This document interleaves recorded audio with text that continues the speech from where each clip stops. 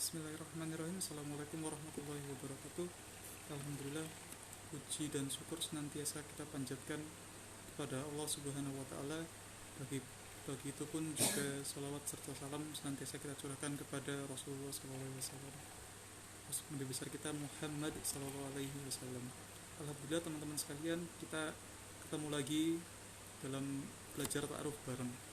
Bismillahirrahmanirrahim. Hari ini pertemuan pertama sebenarnya. Jadi saya punya kelas namanya belajar ta'aruf bareng. Yang saya kelasnya kita khusus ikhwan untuk di Zoom meeting. Jadi kelasnya itu biasanya mulai dari jam 7 sore ba'da isya sampai jam 8. Sebenarnya kita biasanya mulainya jam setengah 8. Tapi karena waktu itu ada PPKM, jadi semuanya live. Jadi harus belajarnya mulai dari nol lagi. Kita mulai dari awal lagi jam 7 malam sampai berhenti di pekan ketiga. Di pekan ketiga teman-teman akhwat banyak yang tanya, Mas, ini kelasnya cuma buat ikhwan doang ya, kelas akhwatnya nggak ada ya?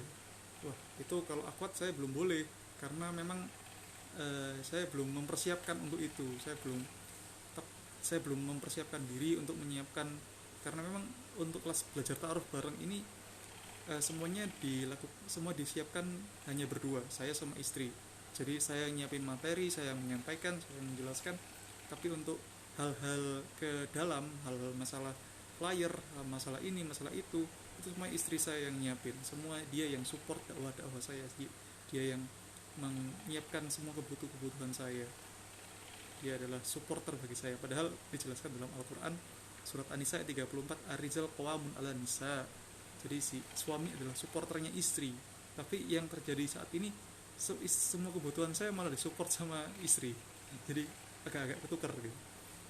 Ya, jadi gini, saya menginformasikan bahwa saya akan live 16 pertemuan di Instagram. Jadi 2 pertemuan pertama ini akan saya live full. Nanti di pertemuan ke-3 sampai 16 saya akan barengin dengan Zoom yang ikhwan insyaallah. Atau nanti sendiri-sendiri kita lihat, karena memang banyak yang saya siapkan gitu loh. Saya menyelesaikan sendiri, dan semoga lebih dimudahkan oleh Allah. Amin ya rabbal alamin. Bismillahirrahmanirrahim. Kita masuk ke pertemuan penjelasan pertama, yaitu kita akan membahas tentang persepsi. Apa sih persepsi itu gitu pertanyaannya?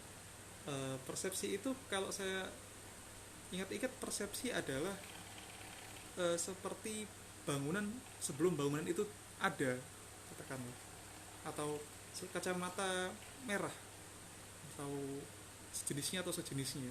Banyak hal yang bisa menjelaskan persepsi. Kalau dalam Islam, persepsi itu artinya akidah. Ya, udah mulai penasaran? Mari kita mulai kelas belajar ta'aruf bareng episode pertama, membahas tentang persepsi. Bismillahirrahmanirrahim.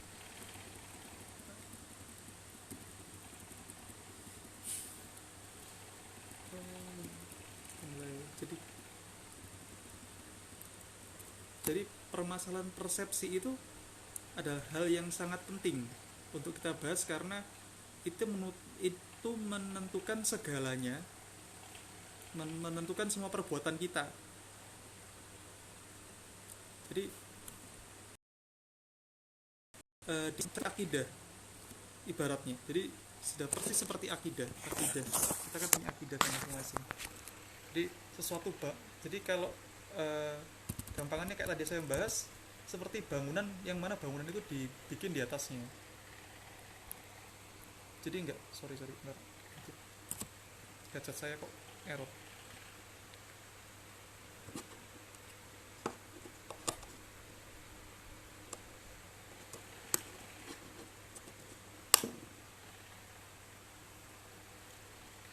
Oke, connecting. Oke, bismillah. Lanjut. Jadi persepsi itu bagaimana bangunan itu ada sebelum dibangun.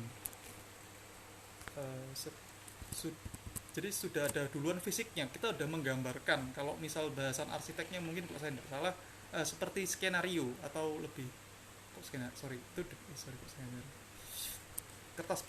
kertas merah. Kayaknya saya salah sih.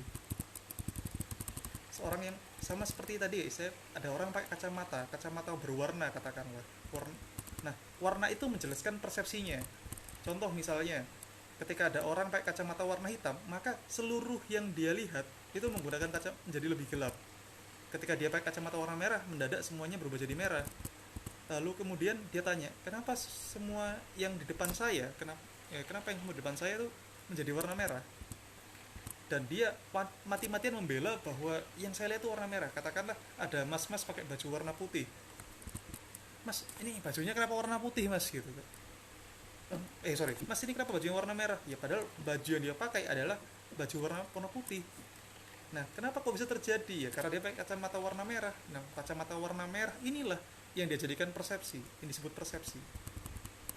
Misal Anda melihat ada contoh lain, yaitu seperti dua mata koin. Koin enggak ya? Ya oke lah, koin, satunya gambar 500, satu gambarnya Garuda. Maka ketika saya lihat gambar 500, maka lawan bicara saya akan melihat gambar Garuda. Ini juga disebut persepsi. Maka persepsi itu bisa serta-merta merubah jati diri seorang. Apa yang dia lihat itu semua akan berubah. Mengubah cara kita memandang, mengubah cara kita memahami, mengubah perasaan kita, ataupun mengubah apa yang ada pada diri kita. Itu fungsi persepsi. Contoh misalnya, ketika seorang ini ada kisah nyata gitu kan. Ketika saya masih beberapa bulan yang lalu, insya Allah bulan Maret atau bulan April sebelum Ramadan, ketika itu saya keluar sama Wangi sama Umar. Jadi saya ngunjungin mertua saya lagi sakit habis operasi, sama mereka berdua. Saya naik mobil, jadi saya ke Ngawi bertiga. Jadi saya bawa dua bayi ketiga. Terus sampai di Nganjuk, tiba-tiba ada bau-bau tidak sedap gitu kan. Terus Wangi bilang, Om Bagus, Umar pup gitu. Kalau ada bau, satu ada memang ada bau kan, ada bau. Terus Wangi udah bilang seperti itu gitu.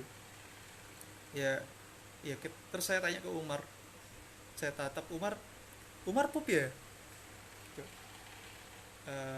Terus Umar jawab dengan lempengnya gitu, enggak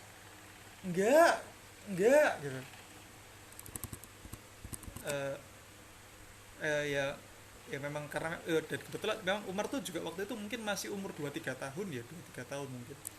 Ya saya juga nanyanya mungkin juga lagi kurang baik, saya nanyanya juga mungkin kondisi lagi jalan macet, kebetulan di situ ada kecelakaan dekat-dekat situ. Ya mungkin saya nadanya juga emosi, Allahumma bisawab ya. Umar juga masih anak kecil, jadi kan masih ya umur 2-3 tahun ya, wajar gitu. Jadi mungkin ketika saya tanya, Umar pup ya?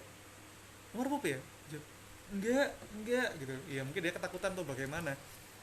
Kemudian saya mencoba memahami, saya mencoba lebih tenang, mencoba untuk mengganti persepsi. Saya tunggu beberapa saat, ketika mungkin dia sudah menyelesaikan hajatnya gitu kan. Kemudian dengan ada yang lebih tenang tanya, Umar pup ya? Sini abati cebokin, ayo kita berhenti di 2 Maret. Terus dia dengan nadanya yang menggemaskan dia jawab, akhirnya kami berhenti, kami mencari minimarket terdekat dan mengganti popok. Kemudian setelah itu kita membelikan jajan buat Umar dan Wangi. Dia ngaku. Itu artinya apa? Kita ganti persepsi dulu. Suatu waktu ketika istri saya Uma istri saya manggilnya Uma, namanya Izatul Uma. Kemudian pernah ngobrol sama saya di kamar ketika berdua. Abi, kalau masak sama beli tuh lebih hemat beli loh. Enak juga, adek juga nggak capek gitu. Terus saya natap wajahnya kemudian bilang, Uma tahu nggak kalau masak itu dinilai pahalanya besar loh. Dari mulai membeli, memasak, mengorbankan waktu, menyajikan, hingga di akhir membuat orang yang menikmati senang. Jadi setiap langkah-langkah itu ada pahalanya. Nah, saya sampaikan itu alasan saya memasak, saya suka masak. Alasan kenapa saya bisa atau mau memasak, alasan di bawah alasan, dasarnya alasan, persepsi. Sehingga setelah mendengar itu, istri saya sekarang suka banget menyiapkan masak untuk kami. Ya meski cukup sering makanannya asin, hambar, sama rasanya agak aneh, tapi tetap saya makan. Dan kembali saya sampaikan, Allah itu menilai usahanya, bukan rasa masakannya. Ya oke, rasa masakannya juga dinilai, tapi Allah menilai cara dia memasak, menyiapkan makanannya. Jadi kayak nggak apa-ngapain aja dia dinilai gitu loh. Allah pasti seneng gitu loh. Jadi setelah setelah mengenal itu, jadi banyak makin banyak istri saya masak, makin rajin saya, makin ya karena mungkin istri saya makin seneng masak, ya saya otomatis menimbulkan cinta, menimbulkan marwah kepada istri saya. Tuh. Inilah yang disebut persepsi. Maka mungkin kita akan lebih tenang ketika belajar juga sama yang nilai yang kita cari. Ini ada contoh lain. Ketika belajar nih, ketika ujian, jadi kan teman-teman pasti udah pernah pernah merasakan namanya sekolah. Kita kan belajar tuh mengejar pemahaman. Saya dari dulu, dari kecil, saya bilang enggak, tidak berdosa jika punya nilai jelek, tapi saya akan sangat merasa berdosa kalau saya mencontek. Jadi dari SMA saya nggak pernah mencontek. Dari SD SMP kalau nyontekin pernah ya, itu hilafnya saya, tapi kalau mencontek buat apa gitu, nggak, buat apa gitu ya. Ya saya dapat nilai bagus tapi nggak dapat percuma dapat nilai bagus tapi nyontek gitu. Seandainya bisa diumpamakan, untuk apa dapat nilai 100 tapi seandainya nyontek, mending dapat 80 tapi usaha sendiri. Tuh, tapi ketika ujian saya dapat 70, katakan 70 bagus bagus sih, dapat 30 tapi nggak nyontek, bagaimana ya? Itu artinya kurang belajar, itu beda konteks. Oke ya. Yang penting kan prosesnya. Kalau proses sudah maksimal, mau dapat nilai berapapun, maka itulah hasil yang akan kita dapatkan, dan itu adalah kebaikan dari, dan akan ada kebaikan dari situ karena kita memahami pemahaman. Meskipun ya saya terus terang, nilai saya ketika waktu SMA tuh nggak pernah bagus-bagus banget. Saya dapat ujian 9 ya mungkin hampir tidak pernah, tapi kalau ulang harian 100 sering. Jadi kalau ujian tuh jarang banget dapat 9. 8 7 6, ya 8 7 6 8 7 6, sekali dapat 3 atau nggak tahu berapa. Tapi pada poinnya bukan, tapi ketika saya setelah menyelesaikan pendidikan SMA, kemudian kuliah, dan sekarang berumah tangga, saya tuh ya sering banget membahas matematika waktu SMA sama istri saya. Ketika matematika SMA, terus fisika SMA, fisika SMP, biologi, lalu biologi saya jelek, saya suka banget membahas gitu. Saya jelaskan tek detailnya, cara perhitungan, sistematika perhitungannya. Jadi kan adanya pemahaman yang benar gitu loh. Oke, mungkin waktu itu istri saya dapat atau istri saya dapat ujiannya lebih bagus ketika waktu SMA. Tapi saya lebih, ya setelah ini saya yakin bahwa saya memiliki pemahaman yang lebih baik untuk soal-soal SMP dan SMA, khususnya matematika. Nah, itu semua adalah persepsi, pemahaman. Ketika sehingga kita mengganti segala, ketika ada persepsi lain, harta misalnya, ketika kita mengganti persepsi, ketika ada orang stres karena hartanya hilang, kemudian kita sampaikan ke dia gitu, kenapa kamu stres dengan harta? Itu kan bukan harta kamu, kita tuh nggak pernah memiliki sesuatu gitu. Ya kita nggak akan pernah memiliki sesuatu, maka kita nggak akan pernah stres ketika barang-barang kita hilang. Adanya di dunia ini, kita tuh ya ibaratnya kita tuh seperti tukang parkir valet gitu loh. Jadi tukang parkir valet kan memparkirkan mobil-mobil yang mahal-mahal gitu. Udah selesai parkir, terus dia pergi dengan tenang, jalan santai, sudah gitu doang.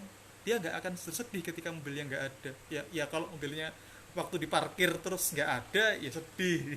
Tapi kalau cuman sebatas dengan mobilnya udah dibawa pulang sama yang punya, ya nggak apa-apa gitu loh. Ketika mobil datang kemudian dia parkirin, terus dia tinggal pergi, dia nggak nangis karena memang harta itu bukan punya dia. Kenapa? Karena itu bukan mobil-mobil dia, karena itu bukan harta milik dia.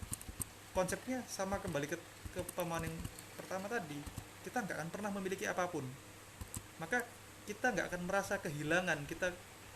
Dan ketika kita kehilangan, maka kita akan katakan innalillahi wa inna ilaihi rajiun. Mind blowing kan. Selama ini terus terang barang-barang, kalau saya dilihat dari, barang-barang saya hilang, teman-teman. Tapi ketika barang-barang saya hilang, ya gue nyantai aja barang-barang hilang. Mas, apakah karena itu tadi persepsi, karena kita nggak pernah memiliki satu? Oh enggak. Itu karena setiap barang-barang yang saya minta sama orang tua pasti dibeliin. Beda kasus. Jadi bener-bener lebih mind blowing lagi gitu kan. Ketika orang sudah punya persepsi berbeda, maka dia memiliki cara pandang yang berbeda.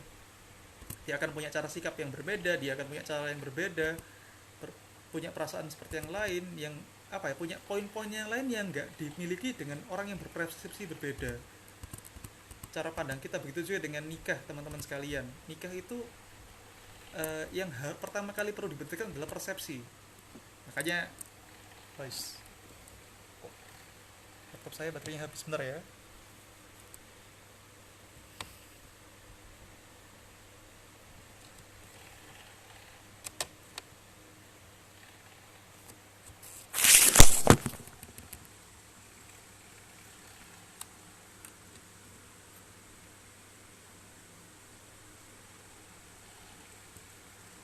Kenapa laptop sebenarnya saya off kan dulu, nanti saya lanjut lagi karena nggak tahu kenapa laptop saya baterainya habis dan chargernya nggak nyambung. Bismillahirrahmanirrahim. Assalamualaikum warahmatullahi wabarakatuh.